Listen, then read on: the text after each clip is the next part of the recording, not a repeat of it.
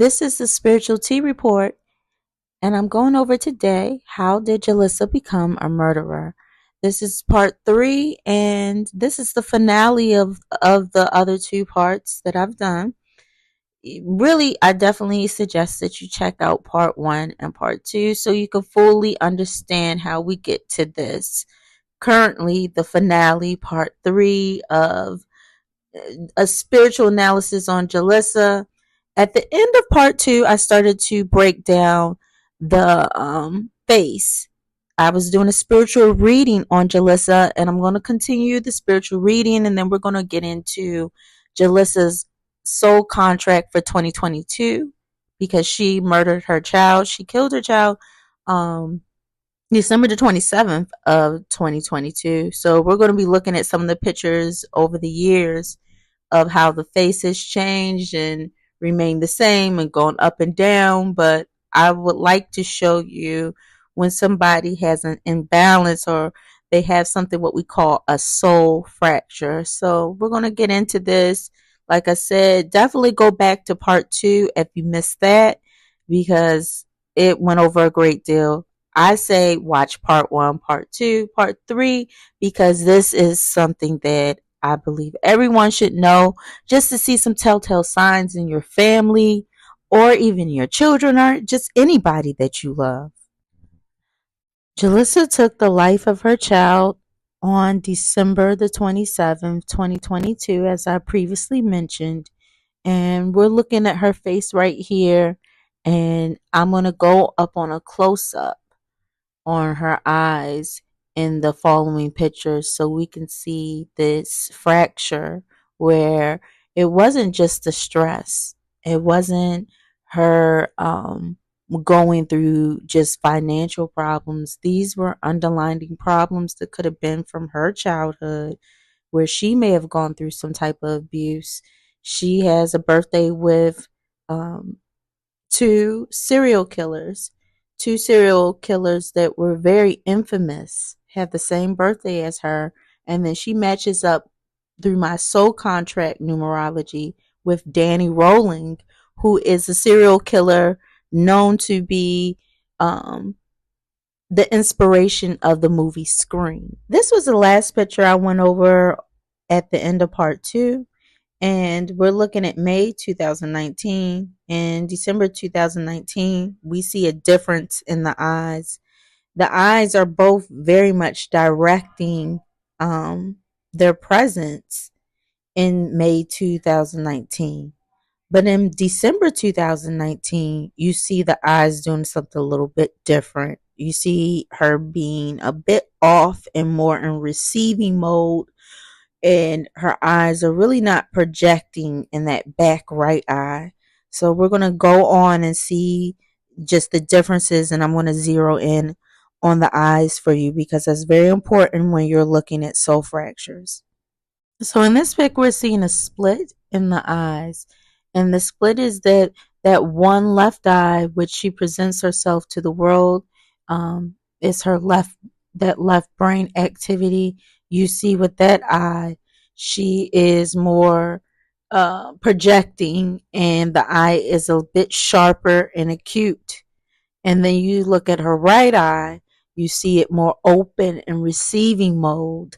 And you even see more curiosity. There's something in the face that shows somebody having a curious nature. She's not really a crybaby. She's more a person that has a curiosity that she could get extreme with. And that back eye, which I call is the right eye, it is her thoughts. Her thoughts can be extreme. And if you were listening to part 2, I went into a birthday book and it tells you the personality of a May 26th person, that they can have the mind of a criminal.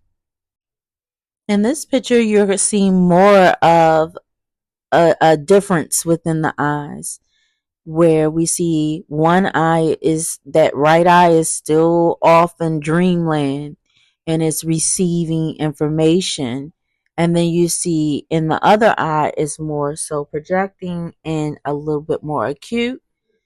But then you also see with her eyes that she's um tired, that her vitality is low. So as we go through the pictures even more, we're seeing the small eye, big eye, the one that is projecting and the one that's receiving. And that is what you call a soul fracture.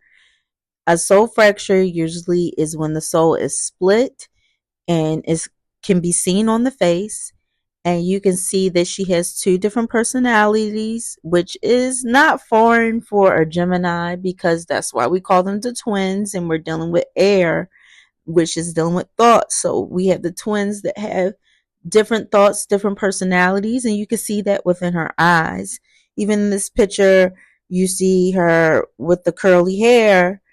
It's not the sun that's making her eyes do that. Her eyes are already like that. She has this split in her personality. This picture with her, I see that this is probably her best. This is her most balanced. She still has the curiosity, but it's not as much. She's very calm. She knows how to project. She's projecting both eyes.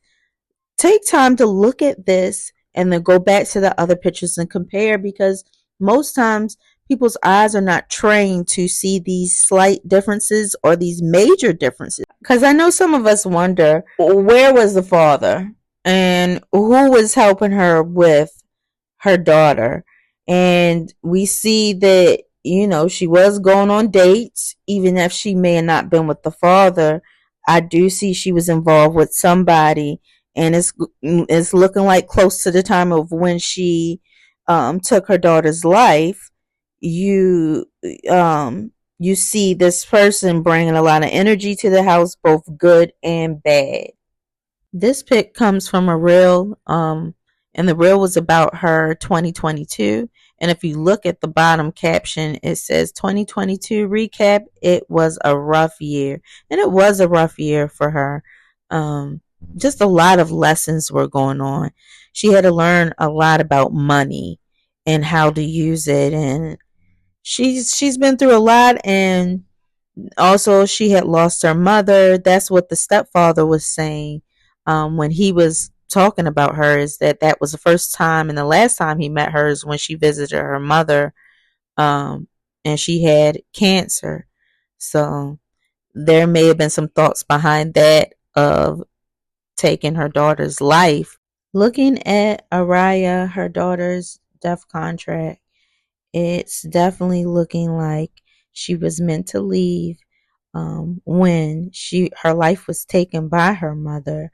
And oftentimes, good or bad, we come in soul groups, and sometimes there's unfinished business, and it may not make sense to us, but certain things happen for lessons for other souls, and no life is in vain, whether it be on earth for a few seconds or for many years. So her life was not in vain. Rest in peace to her daughter. Um, and we're just going to go on to just finalizing all of this. This was one of the last pictures of Jellisa, and it's captioned "Beautiful yet fierce." And you only see that one eye, but she's definitely been emotional. You can see now it's not just curiosity, it's definitely a lot of emotions and a little bit of a thought process. And then we come to the end of all of this, and we're looking at that this was a serial killer in the making, and with the right recipe of problems, chaos, trauma, and loss, you can create a predator.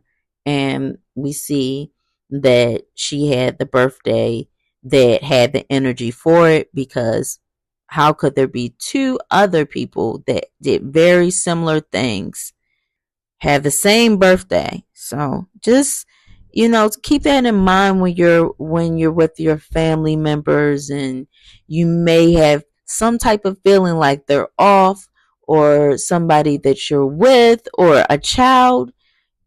Get that spiritually looked out.